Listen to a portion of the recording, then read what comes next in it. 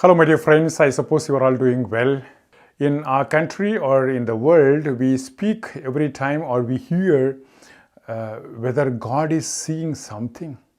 There is a lot of injustice done to the whole mankind or to whole universe. Every day, every hour, every second, people die because of injustice, because of arrogance, because of malpractice of other people. And one experiences a lot, and many times we say God will see to it, whether God sees. It's a very important question, my dear friends, especially when people come to me as a priest and they ask, is God there? You priest, you please tell me how I have to go about with this injustice which I am experiencing.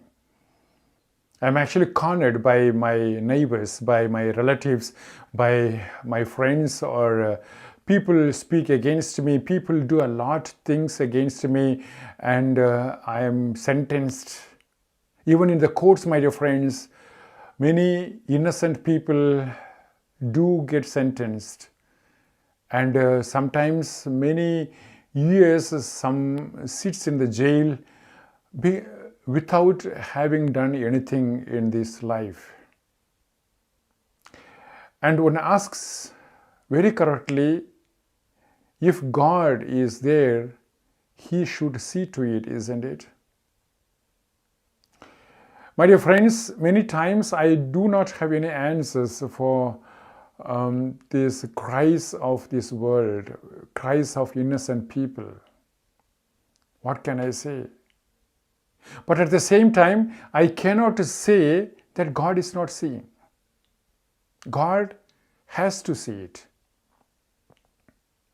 In one of the proverbs in Tamil, we come to know that the king does react very fast or at once, but God does lately, or He takes time. My dear friends, but at the same time, the Bible speaks about experiences of people where God is intervening in the lives of innocents, especially in the time of Easter. We hear about the death of Jesus Christ, who was actually sentenced to death, and He dies on the cross without having done anything. He has not done any sin, but He was murdered as if He was a criminal.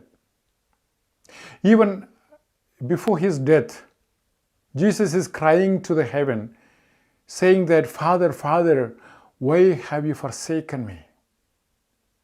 A big question mark, my dear friends. If God is there, then He has to save him.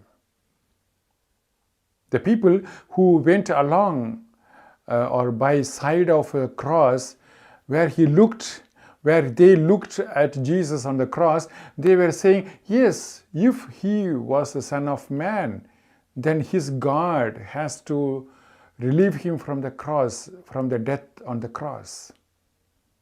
My dear friends, it's a very important question. Of course, God intervenes in the life of Jesus, especially in the death of Jesus. At this weekend, we hear in the first reading a sermon from St. Peter. Peter, a person who actually ran away from the palace of Pilate, and afterwards he comes to know through Mary of Magdala that Jesus is risen from the dead, and he is so much satisfied with the resurrection of Jesus, and he is preaching to the whole world. And exactly this point he is bringing, my dear friends. The one who was crucified because of you people, God has elevated him. God has brought him to life.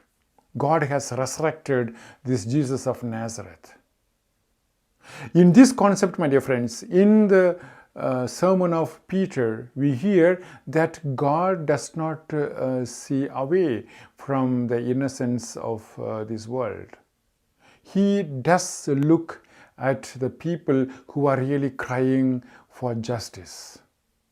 In the life of Jesus, we see very sure that God is looking at the life of Jesus Christ and He is elevating Him from so-called death to life. This concept, what Peter is saying today, is consoling me.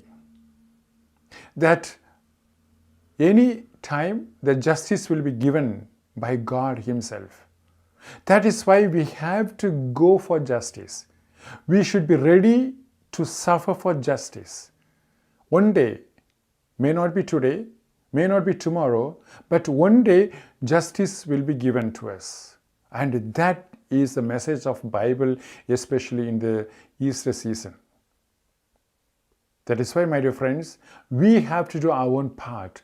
We have to work for justice. We can be also killed for justice. Like Father Stan Swami, who hailed from Tamil Nadu, but he lived in North India and he died of injustice.